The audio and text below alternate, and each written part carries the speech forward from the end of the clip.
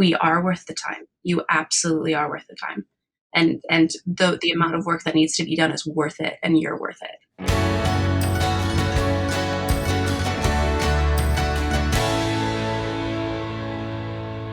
So, should Christians seek out support for their mental health?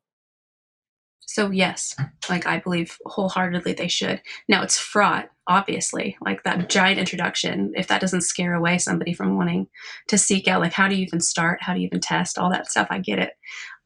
It's all very, very difficult process. But that does not mean that you're, as an individual, that your mental health isn't extremely important and should be taken seriously. It is the driving factor behind your decisions and how you behave and how you see yourself, and how you see the world. And of course, that should be something that we seek health for in a Christian, from a Christian perspective. It's as silly in my mind as, asking, should we go to the doctor when we put a nail through our foot? It's like, well, yes, obviously. Well, should we go to a physician when we have a heart attack? Yeah. Well, what about when your brain gets sick? Because it can. Of course you should seek out a clinician who could help you process what's going on so that you can heal and that you can move on. And to be clear, you can heal and you can move on. And this is just a season. It's not a permanent thing. We have to make sure that we're not letting what we see in movies drive our idea of what therapy looks like. I don't know if you have Yeah. that problem. I do sometimes. Like, no, yeah, there's no fainting couch in my office, but we can put one in there if Mhm. you need one. I mean, I'd love to come lay down and just chat with you. I mean, it sounds lovely. So we sit on the floor. I'm so hippie about it. Your shoes are off. We sit on floor pillows. They're big blankets.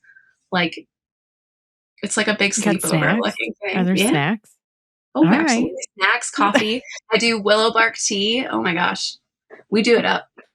Oh, I mean, when you were talking, I was thinking about the really directive, I think is the word I would use in scripture to love God with our minds. And that gets trickier to do if our mind is unwell. I mean, we need to take care of our minds in order to even, I think, obey that. Hmm. What do you think? Yeah, absolutely. We don't expect somebody with the flu to get up and run a race. It's when your mind is sick, it's part of your body too.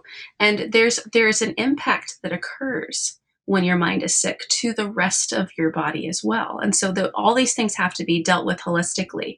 And I say that in the sense that we need to keep in mind that we're taking care of a soul and a body and a mind, like all of it. And so all of these things, as they alter and get sick, can affect everything else. And if we look at it as a closed system that affects other things, then we can look at the person as a whole and not as little bits and pieces, which never really works in my mind. It's always a system, and each one impacts all the other ones. I want a rabbit trail for a second. This isn't really the focus of our talk, but I thought it was worth mentioning. It seems like it fits here. And I don't know if we've had an opportunity to record on this yet. So, what are your thoughts on prescription medication for this area? Do you have sort of a general stance that you hold to? I do. I have a general stance that we are free as Christians to pursue anything that natural revelation gives us, modern medicine and modern pharmacology included. So I do not have a problem with taking any medication for mental health. We just need to be mindful of what the cost is, how much we know or don't know about a new drug, and that we're mindful of that we're just keeping track of the person and saying, hey, here's what maybe are secondary symptoms that are going to affect you. Do you actually want to live with these or not? Everybody has the right to self-determination. Some of these medications out there are miraculous. I mean, I would say it's pure, and you may have experienced this too. In the mental health field, there are things that are very, very difficult to treat. And you at some point you have to throw your hands up in the air and say, it's entirely possible that this is chemical, that this isn't something that we can control through processing and making sure that we're identifying cognitive distortions. This isn't distorted. This might be chemical. And when those chemicals are balanced, it goes away. And that's beautiful. Like, how is that any different than keeping somebody like me who has a really, really bad endocrine disorder? I could take medicine for that in order to make my endocrine system work, and it does. And now I can keep working. My body doesn't make some of the things that I need in order to function. So I take them instead. Like, that's wonderful. What an incredible gift. I could be dead. you know? And instead I get to be here with you, making this awesome podcast and taking care of people. Like there's a massive gift there. And pharmacology also has roots in Christianity. And I have a big long lecture explaining that actually on the YouTube channel if somebody wants to review it. I completely agree with you. And sometimes it will completely take care of an issue, like you've mentioned. It will completely solve what is a problem for someone's life.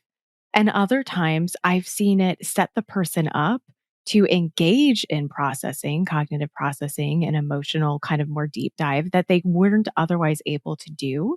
And so then they're able to fly forward in all sorts of areas Yeah. because Oh, yeah. this barrier has been removed. And so for us not to be open to that, whether it's a period of time or it's something someone needs to be on for the rest of their life, Hmm. I agree. There are hardships in every generation and there are blessings in every generation as we look back throughout history. And we've got a mix of both here. When I think about technology, I'm like, it's a blessing. It's also something we have to be cautious with. There are all kinds of, issues with technology and things. And gosh, my addiction to TikTok could get real if I didn't watch it. And so there's things we have to I love the cooking. I love Oh, recipes and yeah. I actually cook Oh, them. wow. It's so fun, but I'm like, I could scroll for an hour at night when I'm tired. I'm Yeah. like, this is not a good use of my time. So, okay, we need some checks and balances there. We need to be taking a look at things like you said. Medication can be such a gift. It can be such a blessing. And we have that now. And we didn't have it even in the same way 50 years ago. I mean, because we continue to have new developments, we continue to have discoveries and to hone things. And so 100% like let's use Yeah. these gifts that we have in our Sure. 21st century. And in the same on the same token, we have to stop viewing humanity as emblematic or as somebody or something that can be summarized in like something like a TikTok, right? Because we deal with that a lot. Is that we're thinking too low level about this, like it's too low resolution. There's also the phenomenon of getting over prescribed things, and there are some things that cannot be treated with a pill, like bereavement and grief, for example. There's no pill for that. That's something that has to be processed. Work has to be done. Tears must be shed. Lament must occur. The injustice needs to be faced, right? That there's no medication for it either. And so, if we're honest about the complicated nature of each case and that you as an individual are worth pursuing how complicated this is, and that's a huge thing, right? How many of us have such low self esteem that we think we're not worth the time? That's half the problem. We are worth the time. You absolutely are worth the time. And the amount of work that needs to be done is worth it, and you're worth it.